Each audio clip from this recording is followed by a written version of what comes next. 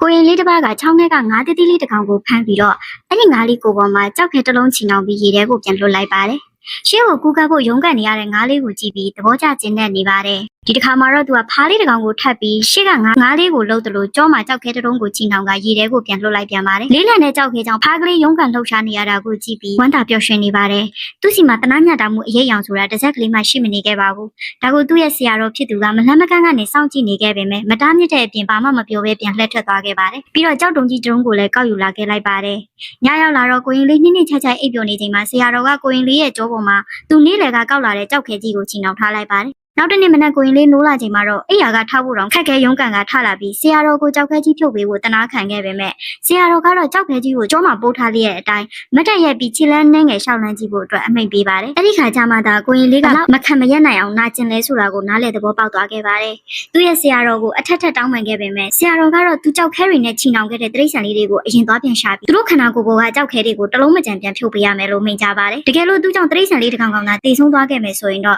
ဒီကြောက်တုံးကြီးကလည်းသူ့ကြောပေါ်မှာထာဝရချီနှောင်ခံထားရမယ်လို့ဆရာတော်ကမိန့်ပါတယ်။ကိုရင်လေးကဆရာတော်အမိန့်ကွန်းကိုကြားပြီးထိတ်လန့်ကြောက်ရွံ့သွားကကြောပေါ်ကလေးလံနဲ့ကြောက်တုံကျူးနဲ့အတူမြစ်စီကိုဒီဒီရိုင်နဲ့ပြန်သွားကရေထဲမှာအသေးအတန်ရှာဖွေနေခဲ့ပါတယ်။ကံကောင်းစွာပဲဖားလေးကအသက်ရှင်နေစေဖြစ်နေခဲ့ပါတယ်။သူကကြောက်တုံးကိုအမြန်ဖြုတ်ပေးပြီးဖားကလေးကိုရေထဲပြန်လွှတ်ပေးခဲ့ပါတယ်။ဒါပေမဲ့ကြောက်ခဲချီနှောင်ထားခံရတဲ့ငါးတတိလေးကတော့တိတ်ဆုံးသွားခဲ့ရှာပါပြီ။ဒါကိုမြင်လိုက်ရတဲ့ကိုရင်လေးခင်ဗျာရှုံးဝဲချောင်းကိုပါတော့တယ်။သူ့ရဲ့ပျော်စရာဆော့ကစားမှုကဒီလောက်ထိဆိုးရွားခဲ့တဲ့အမှားကြီးတစ်ခုဖြစ်လာလိမ့်မယ်လို့သူဘယ်တော့မှမတွေးခဲ့မိပါဘူး။ကိုရင်လေးသင်ခန်းစာရသွားပြီဆိုတာကိုမြင်တွေ့ရတဲ့အခါမှာတော့ဆရာတော်ကသူ့ကြောပေါ်ကကြောက်တုံကြီးကိုလည်းဖြုတ်ပေးခဲ့ပါတယ်။နေ့နှဲငယ်ကလင်းမြန်စွာကုံဆုံးသွားခဲ့ပြီးကိုရင်လေးလည်းအရွယ်ရောက်လာခဲ့ပါပြီ။တနေ့မှာမိမပြိုလေးတယောက်ကလည်းဖះเจ้าစီကိုရုတ်တရက်ရောက်လာခဲ့ပါတယ်။မိမပြိုလေးကိုမြင်လိုက်ရတဲ့အခါမှာကိုရင်လေးရဲ့စိတ်ထဲတခါမှမခံစားဘူးတဲ့ခံစားမှုအသည့်ဆန်းတစ်ခုကြောင့်စူးစမ်းလိုစိတ်နဲ့အိပ်ပျော်နေတဲ့အမျိုးသမီးရဲ့ဆောင်းအောက်ထက်ကိုသူ့လက်ကိုတိတ်တဆိတ်ရှို့သွင်းလိုက်ချိန်မှာအမျိုးသမီးကချက်ချင်းပဲလန့်လို့သွားပြီးသူ့ပါကိုရိုက်လိုက်ပါတယ်။လူမိသွားတဲ့ကိုရင်လေးကချက်ချင်းတူးထောက်ပြီးသူ့အပြစ်တွေအတွက်ဖះရှိဝင်ချကတော့တောင်းပန်နေပါတယ်။ကြောင်မင်းကြည့်နေမိတဲ့မိန်းကလေးကသူ့ကိုနှစ်သိပ်ပေးဖို့လက်လှမ်းလာတဲ့ချိန်မှာရုတ်တရက်ဆရာတော်ကတကားကိုဖွင့်ကဝင်လာခဲ့ပါတယ်။ကိုရင်လေးကအပြစ်ရှိစိတ်နဲ့ဆရာတော်မသိအောင်အသေးအတန်ဟန်ဆောင်ဆူတောင်းနေပါတယ်။အဲ့ဒီညမှာပဲပို့ပြီးတော့တက်တီကောင်းလာတဲ့ကိုရင်လေးကမိန်းကလေးရဲ့အိယာဘော်ကိုတိတ်တဆိတ်ဝင်ရောက်သွားခဲ့ပြန်ပါတယ်။ဒီတစ်ခါမှာတော့သူကဝိနည်းတွေအားလုံးကိုတွေ့ဖယ်ပြီးကာမတဏ္ဍာထဲမှာတာယာသွားခဲ့ပါတယ်။ဆရာတော်သတိမထားမိစေဖို့အတွက်သူတို့နှစ်ယောက်ကရေကန်လဲစီကိုလှေတစည်းနဲ့တိတ်တဆိတ်လှော်ခတ်သွားခဲ့ကြပါတယ်။နောက်တစ်နေ့မနက်မှာတော့ဆရာတော်အပြင်ဘက်ထွက်လာတဲ့အခါရေကန်ထဲကလှေပေါ်မှာသူတို့နှစ်ယောက်စလုံးကိုမြင်သွားခဲ့ပြီးအခြေအနေအားလုံးကိုသိလိုက်ရတာကြောင့်သူကလှေကိုဖြည်းဖြည်းချင်းကမ်းနားစီဆွဲယူလိုက်ပြီး